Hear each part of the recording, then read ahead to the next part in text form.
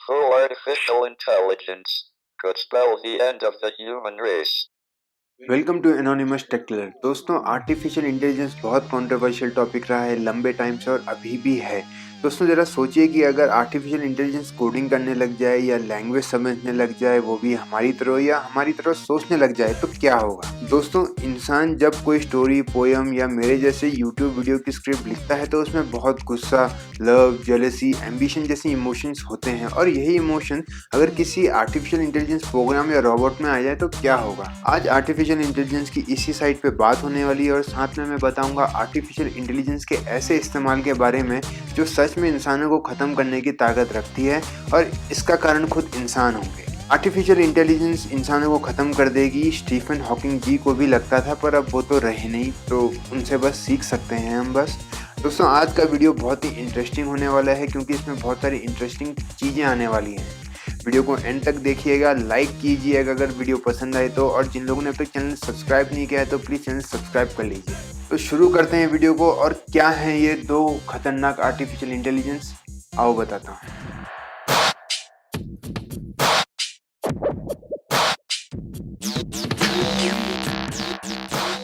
दोस्तों, 2017 में रिसर्चर्स के ग्रुप ने आपस में पूछा कि क्या 2040 में भी इंसान ही कोड लिखा करेंगे या कोडिंग का जॉब या नौकरी उनसे छिन जाएगी और सिर्फ आर्टिफिशियल इंटेलिजेंस ही कोडिंग किया करेंगे। और आज हम लोग इस चीज़ की शुरुआत को देखने लग गए हैं 2020 के एंड में। अगर आपको नहीं पता तो बता दूं कि गूगल ने भी एक कोडिंग करने वाले आर्टिफिशियल इंटेलिजेंस को डेवलप किया था जिसे ऑटर नाम दिया गया। पर आज हम ऑटर के बारे में बात नहीं कर रहे। जिस आर्टिफिशियल इंटेलिजेंस के बारे में हम बात कर रहे हैं उसका नाम है GPT-3।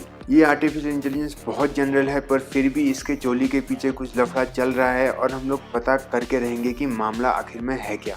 GPT-3 या जनरेटिव प्री ट्रेन ट्रांसफर 3 एक डीप लर्निंग लॉगरिदम है जो इंसानों के जैसे लिख और पढ़ सकता है, जो एक third generation language prediction model है जिसे बनाया गया है सैन फ्रांसिस्को के ओपन एआई ने, जिसके एलॉन मस्क को फाउंडर हैं। दोस्तों, एक्सपर्ट्स का कहना है कि ये GPT-3 कुछ भी नया लिखने पढ़ने में या टेक्स्ट प्रोडक्शन में किसी भी प्रोग्राम से, भले ये प्रोग्राम इंसान ने ही क्यों ना कोड किया हो, उससे भी एडवांस्ड है। मीन्स इस प्रोग्राम में बहुत पोटेंशियल है और कंपनीज के लिए बहुत फ़ायदा भी। जरा इमेजिन कीजिए ऐसे एआई को जो कुछ भी नया लिख सकता है, कुछ भी नया पढ़ सकता है। आप उसमें किसी भी पोएट की कुछ भी लाइंस फीड कीजिए और वो सेम रिदम और जनरा में नई पोएम्स लिख के आपको दे दे। ऐसा आर्टिफिशियल इंटेलिजेंस जो न्यूज़ आर्टिकल लिख सके इस आर्टिकल के जैसे। जी हाँ, ये आर्टिकल भी एआई ने ही लिखा है। या फिर ऐसा एआई जो कंप्यूटर कोड लिख सके, वो भी किसी भी लैंग्वेज में। ऐसा एआई जो अगर कोई भी आर्टिकल पढ़े तो उसके बाद उसमें से क्वेश्चन बना सके या उस आर्टिकल को समराइज़ कर सके, उस पर ब्लॉग लिख सके, यहाँ तक कि लिखे हुए टेक्स्ट में से पिक्चर, इमेजेस तक को जनरेट कर दे। एक्सपर्ट्स का यहाँ तक कहना है कि GPT-3 आपके लिए वेबसाइट तक डिज़ाइन करके दे देगा आपके बताए हुए पैरामीटर्स में। दोस्तों, इन सब बातों से ये समझ में आता है कि GPT-3 ने प्रूफ कर दिया है कि वो चीज़ों को समझता है जिसे जानवर नहीं समझ सकते।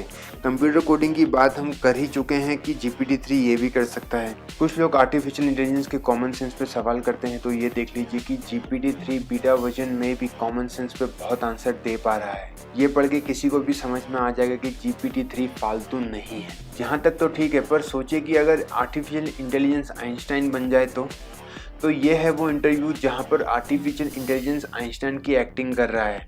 अगर आपको ये आर्टिकल पूरा पढ़ना है तो मैंने लिंक डिस्क्रिप्शन में दिया है, ज़रूर देख लीजिएगा। पर ये इंटरव्यू तब ज़्यादा इंटरेस्टिंग हो जाता है जब बात फिजिक्स पे आ जाती है। दोस्तों, GPT-3 लगातार इंटरनेट से सीखता रहता है, इसलिए इसकी सीख में या इसकी नॉलेज की कोई लिमिट नहीं है। GPT-3 एक बहुत बड़ा न्यूरो नेटवर्क है जिसमें 175 बिलियन से ज़्यादा मशीन लर्निंग पैरामीटर्स हैं। साथ में GPT-3 में लाखों किताबों का नॉलेज फीड किया गया है, भले वो कोई भी सब्जेक्ट हो, मतलब सारे सब्जेक्ट्स। GPT-3 ये चीज़ इतनी स्मार्ट है, पर इसके अपने रिस्क भी हैं दोस्तों, क्योंकि GPT-3 से बने टेक्स्ट या आर्टिकल इंसानों के जैसे ही हैं, इसलिए हो सकता है कि आगे आने वाले टाइम में लिखने पढ़ने के लिए इंसानों की ज़रूरत ना पड़े। मीन्स बहुत जॉब्स कटने वाली हैं। Blog writers, news writers, coders, programmers वगैरह की ज़रूरत पूरी मिट जाएगी, जो कि एक बहुत खतरे की बात है। साथ में GPT-3 अगर इंटरनेट पर फैल गया और फिर आउट ऑफ कंट्रोल हो गया तो खतरा और बढ़ जाएगा।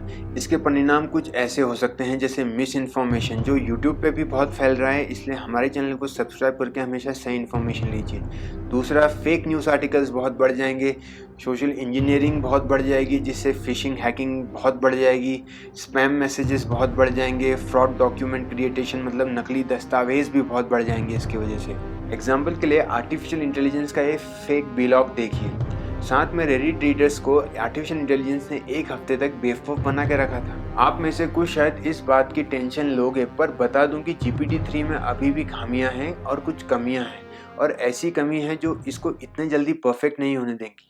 फ्रैंकली बोलूं तो ये आर्टिफिशियल इंटेलिजेंस या GPT-3 असल में समझदार नहीं है। हाँ, ये लैंग्वेज के रूल्स को समझता है और इसमें मास्टर भी कर चुका है, पर GPT-3 सच में ये नहीं समझता कि वो क्या बोल रहा है या क्या लिख रहा है। इसको दुनियादारी क्या होती है कुछ पता नहीं है, पप्पू है बिल्कुल। इसकी इंटरनेट पे मिस्टेक्स बहुत मिल जाएंगी, पर यह रहा एक एग्जांपल जिसमें GPT-3 या सो कॉल्ड आर्टिफिशियल इंटेलिजेंस कोई सेंस नहीं बना रहा है। दोस्तों, पर एक बात बता दूं कि आर्टिफिशियल इंटेलिजेंस अलग चीज़ है और मशीन लर्निंग अलग चीज़ है। इस पे अगर आपको अलग से वीडियो चाहिए तो कमेंट में ज़रूर लिख दीजिएगा। इतनी बातों से हम ये समझते हैं कि GPT-3 है तो पावरफुल, पर साथ में माइंडलेस भी है और बड़ी समझ नहीं रखता है। पर ये अभी क्योंकि डेवलपमेंट प्रोसेस में है, इसलिए आगे देखते हैं कि अभी क्या होता है जब इसका फाइनल वर्जन निकल जाएगा। तो ये था पहला आर्टिफिशियल इंटेलिजेंस जो इंसानों की जॉब्स और घूम फिर के इंसानों के अंत का जिम्मेदार हो सकता है। अब आते हैं दूसरे पे जो शायद पूरी तरह से इंसानों को ख़त्म कर दे। कैसे? वेल, ये आर्टिफिशियल इंटेलिजेंस शायद इंसानों के बच्चे ही नहीं होने देगा। पेश करते हैं आपके सामने रोबोट बीवियां। क्या ये टेक्नोलॉजी का फ्यूचर है, या क्या ये इंसानों के खात्मे का ब्लूप्रिंट है, या ये फिर एक नई बकचोद है? दोस्तों, इस टेक्नोलॉजी को लाए हैं हमारे पड़ोसी देश जो पीस मतलब शांति की बहुत बात करते हैं। बिना किसी शक के हम कह सकते हैं कि चाइना दुनिया भर में टेक्नोलॉजी के नाम पर इज्जत कमा चुका है और लीड करने की कोशिश भी कर रहा है, और ये इंक्लूड करता है रोबोट वाइफ बनाना। चाइनीज मीडिया सोहो की ये रिपोर्ट में बताया गया है कि चाइना में रोबोट बीवियां बनाई जा चुकी हैं ताकि भविष्य में आपको असली बीवी से शादी न करनी पड़े।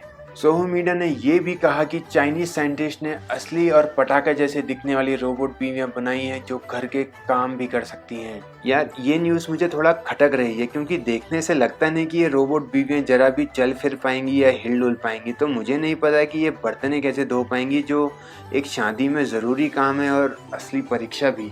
ये है जाजा, मीन्स इसका नाम है जाजा। 你吃过饭了吗？您想吃什么就吃什么吧，对自己好点。 लौंडा पूछता है कि क्या तुमने खाना खा लिया, जिस पे बंदी जवाब देती है कि जो खाना है खा ले और खुद को ठीक से रखियो।